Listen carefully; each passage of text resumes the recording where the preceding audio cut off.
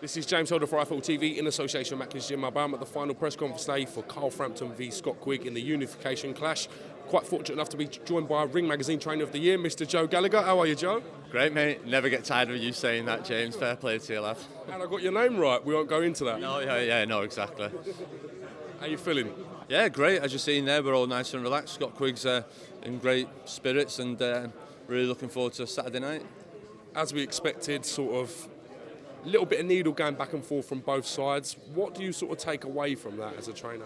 Listen, like always, they always try and wear the mask.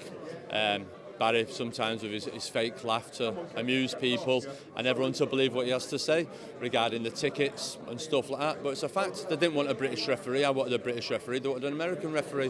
Why? I wanted two British officials and two Americans. They wanted the Americans. So we said, well, let's do two British. They didn't want that. They want the biggest ring. They're trying to make out and laugh off. They're not bothered. But you're seeing Carl at the end. He's wound up. He's tight. You can see it in his eyes. He's very wound up. And then for Shane, for someone to and say, do I respect him? And then for him to have a go about me, about my amateur career.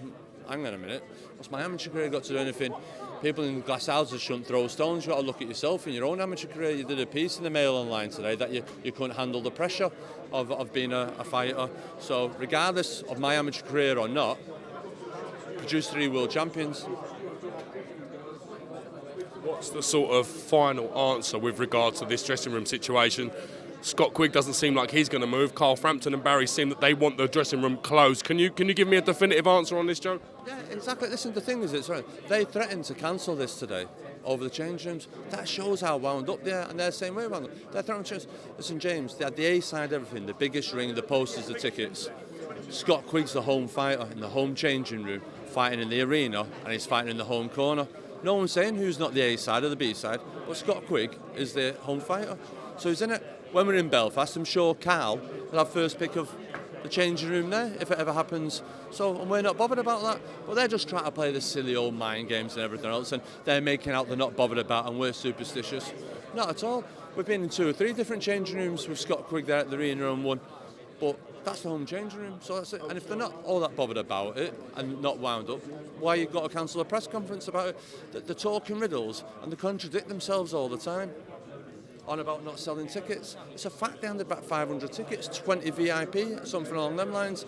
Yet they try and make it, oh, we didn't report Scott Quigg. Nah, you didn't. It's fact. And the trouble is they'd like to be in control. They're not in Belfast now, we're in Manchester, and this is how it is. I just can't wait for Saturday night. I just really can't wait. Why was sort of Scott quite short with Blaine McGuigan? Is there something that we haven't seen maybe in the build-up to this that made him be so short towards Blaine? Nah, it's just, everyone knows Blaine's just a face for Barry, so what's he doing up there? Everyone knows they're in negotiations, do you know what I mean? So Scott just put him in place, and what type of question was that? He asked Scott Quigg, do you know what I mean? You're a promoter, you're not a reporter or a journalist. Sit back down, and he was right, get off the stage. Do you think because of sort of the sort of controversy and rumours about Frampton's weight that he was trying to then deflect that and maybe throw that back towards Scott Quigg somehow? Yeah, most probably. Listen, it's well documented. They did interviews straight after the last fight that they'd never ever fight super bantamweight again. And I think I thought it was April the 1st today. I thought the biggest joke out there today was they had huge options on the table, apart from Quigg. Fucking didn't. You know they didn't.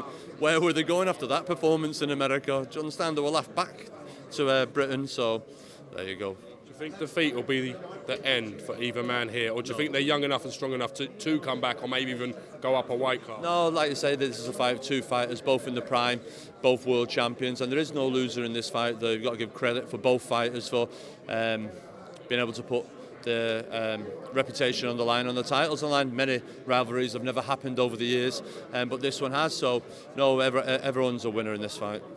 After the fight, will you and the McGuigan camp and your team shake hands and go your separate ways? Yeah, I've got no problem. It's sport at the end of the day, and that's it. You just go in the ring, you hope for your best man to win, and if you don't, then that's it. But no animosity inside of it, so we'll shake hands and we'll move on to the next one.